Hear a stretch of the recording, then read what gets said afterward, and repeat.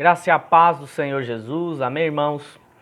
Hoje nós vamos compartilhar o capítulo 11 e o capítulo 12 do livro de João.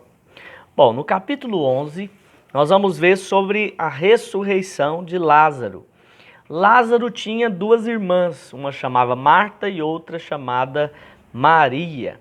E a Bíblia diz que a primeira coisa que elas fizeram foi mandar chamar a Jesus. E elas então chamaram Jesus por quê? Porque Jesus era a solução para aquele problema. Mas aí a Bíblia diz que Jesus ainda ficou 2 dias ali, depois que ficou sabendo, né? E provavelmente Jesus já tinha tudo programado e ele queria fazer um milagre muito maior. Depois de 2 dias, Jesus então chama os seus discípulos e vai então ali até a casa de Marta e Maria. Ao chegar lá, qual o problema que aconteceu, que ele encontrou? Lázaro já tinha 4 dias que estava morto, né? Então, quando Jesus vai ali, ele se encontra, né, com Maria. Olha só o que ela, com Marta, né, que ele encontrou primeiro. Verso 20. Marta, quando soube que vinha Jesus, saiu ao encontro. Maria, porém, ficou sentada em casa. Disse, pois, Marta a Jesus, Senhor, se estiveras aqui, não teria morrido meu irmão, mas também sei que mesmo agora, tudo quanto pedis a Deus, Ele te concederá. Declarou-lhe Jesus, teu irmão há de ressurgir. E Marta achou que seria na ressurreição no último dia.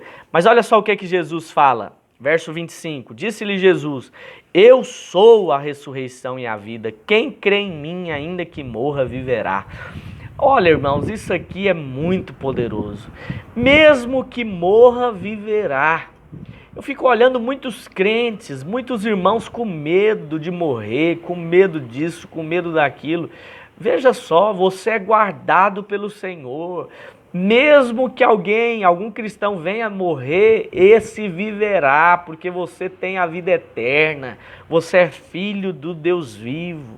Amém? E aí, Jesus manda chamar Maria, e aí Maria veio com ela alguns judeus, e no verso 36, olha só, vendo Jesus vendo a chorar, bem assim os judeus que a acompanhavam, agitou-se no seu espírito e comoveu-se. E aí Jesus pergunta, cadê ele? E aqui fala, né, no verso 35, que Jesus chorou, né? Isso mostra que Jesus se compadece conosco. Jesus sente a nossa dor junto conosco. Jesus é aquele que se comove com a nossa situação, com a nossa condição, né? E aí Jesus vai então ali para a porta do sepulcro, e os irmãos já conhecem, ele ora, agradece ao Pai, e ele manda Lázaro sair para fora, ele sai envolto num lenço, né, num pano, e aí eles mandam retirar aquilo, e Lázaro então foi ressuscitado.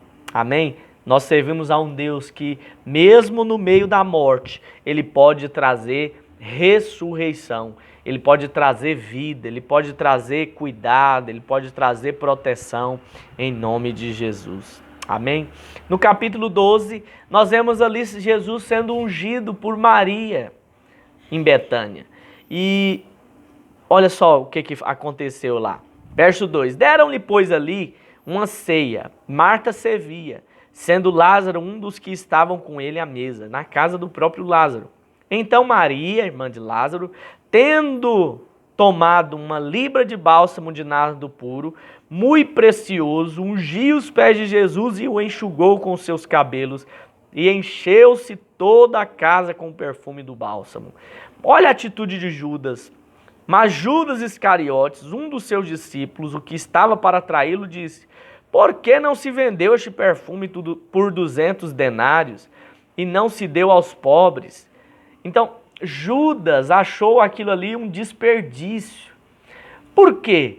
Porque para aqueles que não têm um coração em Deus, quando você investe na obra, quando você investe nas coisas do Senhor, as pessoas acham que isso é um desperdício, é uma perca de tempo, é uma perca de oportunidade.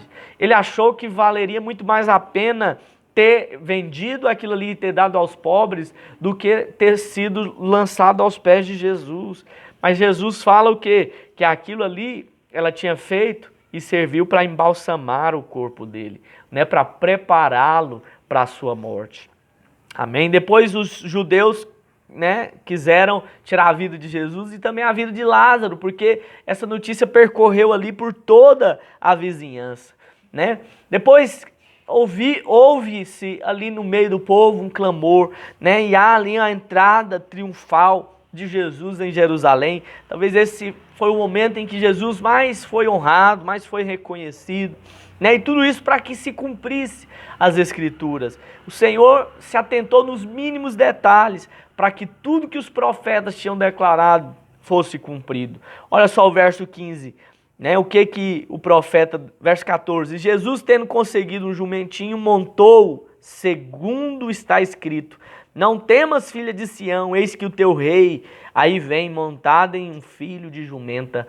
Eu fico impressionado como que os fariseus não entenderam isso, como que os fariseus não perceberam que ali estava o próprio Senhor Jesus na frente deles.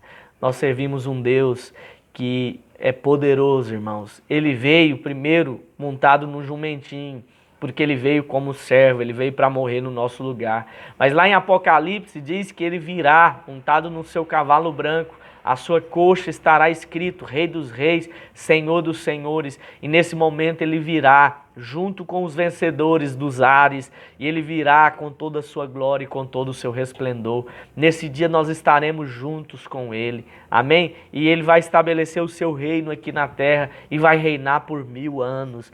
Essa segunda vinda é a que nós aguardamos Cristo, aguardamos o Senhor, né? E cremos que Ele vai manifestar o seu reino aqui na terra. Amém? No verso 24, eu não poderia deixar de falar isso, diz ainda, em verdade vos digo, se o grão de trigo caindo na terra não morrer, fica ele só, mas se morrer, produz muito fruto. Quem ama a sua vida, perdê-la-á. Mas aquele que odeia a sua vida nesse momento, preservá-la-á para a vida eterna. Se alguém me serve, siga-me, e onde eu estou, ali estará também o meu servo. E se alguém me servir, o Pai o honrará. Aqueles que servem o Senhor estão aonde a voz do Senhor está sendo liberada, né? Não tem como você dizer que ama a Deus, que serve o Senhor, se você não tem buscado, se você não tem clamado por Ele. O conselho de Jesus é, aquele que ama a sua vida, perda a sua vida, entregue a sua vida ao Senhor, né? Porque com certeza, se você faz isso, você tem um dos sinais, você é um discípulo de Cristo. Amém? Seja edificado com essa mensagem, em nome do Senhor Jesus.